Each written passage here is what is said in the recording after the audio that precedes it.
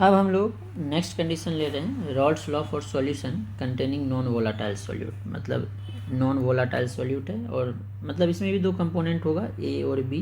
Binary के लिए देखेंगे, ए सॉल्वेंट है, सॉल्वेंट, और ये वोलाटाइल ले रहे हैं हम लोग, और बी जो है सॉल्यूट ले रहे हैं, ये नॉन वोलाटाइल ले रहे हैं, नॉन वोलाटाइल।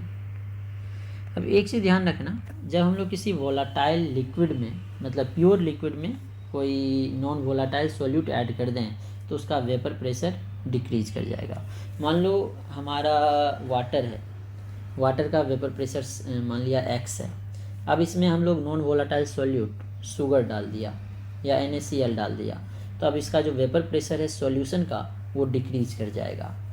और इसका डिक्रीज इसलिए करता है क्योंकि होता ये है, जब हमारा प्योर लिक्विड हो तो जो सरफेस है उस पर सिर्फ लिक्विड होगा तो वेपर प्रेशर में लिक्विड जाएगा। लेकिन अगर हम लोग नॉन वोलाटाइल सॉल्यूट ऐड कर दिए तो सरफेस पे लिक्विड के साथ साथ वो नॉन वोलाटाइल सॉल्यूट भी आएगा। तो जब इवेपरेशन होगा तो सिर्फ लिक्विड नहीं जाएगा, अगर जो सॉल्यूट है वो वोलाटाइल रहता तो वो भी जाता, लेकिन अब वो वोलाटाइल नहीं है, नॉन वोलाटाइल है, तो वो तो जाएगा नहीं। और जो लिक्विड जा रहा था वो सारा का सारा जाएगा नहीं, क्योंकि सरफेस पे जब हमारा लिक्विड था, प्योर लिक्विड था, तो ज़्यादा लिक्विड जाता। मान लो सरफेस पे 10 लिक्विड था तो 10 लिक्विड जाता। अब क्या हो गया, 8 लिक्विड हो गया, 2 नॉन वोलाटाइल सॉल्यूट है, तो अब 8 ही लिक्विड जाएगा, तो वेपर में लिक्विड कम जाएगा, इसलिए वेपर प्रेशर डिक्रीज हो जाएगा। तो मैं ये लिख के भी बता देता हूँ आपको। तो अब हमने बताया है वेन नॉन वोलाटाइल, जब हम लोग नॉन वोलाटाइल ले रहे हैं और non volatile solute dissolve in liquid, vapour pressure, जो वेपर प्रेशर ले रहे हैं सॉल्यूशन का ये डिक्रीज कर जाएगा। जैसे हमने एग्जांपल के लिए बताया था, जब हम लोग प्योर वाटर में शुगर या कोई सॉल्ट जो नॉन वोलाटाइल है उसे ऐड करें तो वेपर प्रेशर डिक्रीज कर जाएगा। और इसका रीज़न भी हमने बताया था, क्योंकि सरफेस पे जो है सॉल्वेंट का मॉलिक्यूल डिक्रीज कर जाता है, तो वही लिखा भी है। In pure liquid only the molecules of the liquid are present on the surface. जब प्योर लिक्विड हो तो सिर्फ लिक्विड मॉलिक्यूल ही प्रेजेंट होगा। इन केस ऑफ सॉल्यूशन, जब सॉल्यूशन, मतलब सॉल्यूशन का मतलब है नॉन वोलाटाइल सॉल्यूट ऐड कर दिए, the molecules of non volatile solute are also present on the surface. Non volatile solute भी प्रेजेंट होगा सरफेस पे। 10 number of solvent molecules at the surface are decrease. इसीलिए surface पे मान लो जैसे example दिया था, पहले 10 था सॉल्वेंट, अब नॉन वोलाटाइल सॉल्यूट जब ऐड कर दिए सॉल्वेंट में, सॉल्यूशन बन गया, तो मान लिया 10 में से 2 नॉन वोलाटाइल आ गया, तो 8 ही बचेगा सॉल्वेंट मॉलिक्यूल, तो डिक्रीज कर जाएगा। तो लेसर नंबर ऑफ मॉलिक्यूल्स होगा, will evaporate, therefore vapour pressure of solution decreased, क्योंकि जो वेपर स्टेट है उसमें कम लिक्विड जाएगा।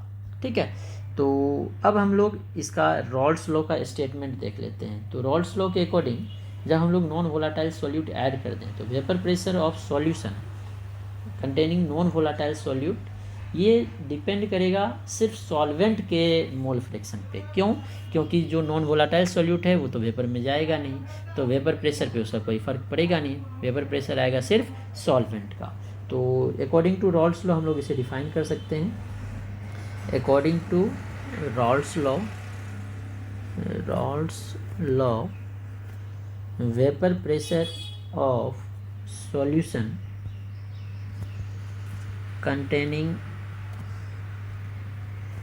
non-volatile solute is directly proportional to mole fraction of solvent, is directly proportional to mole fraction of solvent, mole fraction of solvent के ही mole fraction पे depend करेगा, क्योंकि जो नॉन वोलाटाइल सॉल्यूट है वो हमारा सॉल्यूशन में जाएगा नहीं। ठीक है, इसीलिए उसका उस पर कंट्रीब्यूशन होगा नहीं। तो ये भी मैं लिख देता हूँ आपको। तो हमने इसे भी लिख दिया, the vapour pressure of solution is only due to solvent because non volatile solute has no contribution on vapour pressure. जो नॉन वोलाटाइल सॉल्यूट है उसका वेपर प्रेशर पे कोई कंट्रीब्यूशन नहीं है, इसीलिए वेपर प्रेशर सिर्फ सॉल्वेंट पे डिपेंड करेगा। तो जो PA होगा ये डायरेक्टली प्रोपोर्शनल टू होगा XA के अकॉर्डिंग टू रॉल्स लॉ। तो यहाँ से PA इक्वल्स टू हम लोग लिखेंगे PA नॉट XA। ठीक है। P A vapour pressure of A है, X A mole fraction of A in solution है, पी ए नॉट जो है ए का वेपर प्रेशर है अगर वो प्योर स्टेट में हो। तो ये जो है P A not directly proportionality बोल सकते हैं या vapour pressure of pure solvent, मतलब सॉल्यूशन का नहीं सिर्फ सॉल्वेंट का है। और जो है पी बी इसकी वैल्यू तो 0 आ जाएगी क्योंकि ये जो बी है वो वेपर में जाएगा ही नहीं। तो जो टोटल वेपर प्रेशर हम लोग निकालेंगे, total vapour pressure P equals to क्या होगा, P A plus P B. तो पी बी की वैल्यू 0 है तो यहाँ से पी इक्वल्स टू क्या आ जाएगा, पी ए। ठीक है, तो पी ए का वैल्यू हमने निकाला है यहाँ पे इक्वेशन 1 मान लो, P A naught X A के बराबर हो जाएगा, P A naught into X A. तो यही होता है नॉन वोलेटाइल सॉल्यूट के लिए। यहाँ लिख सकते हैं फ्रॉम इक्वेशन 1। ठीक है, तो यहाँ पे एक्स ए वही मोल फ्रैक्शन है, पी टोटल प्रेशर है, पी ए जो है पार्शियल वेपर प्रेशर है, और ये पी ए ये लिखा था, पी ए नोट ए का प्योर ए का vapour pressure, X A mole fraction of A, और ये P vapour pressure of solution.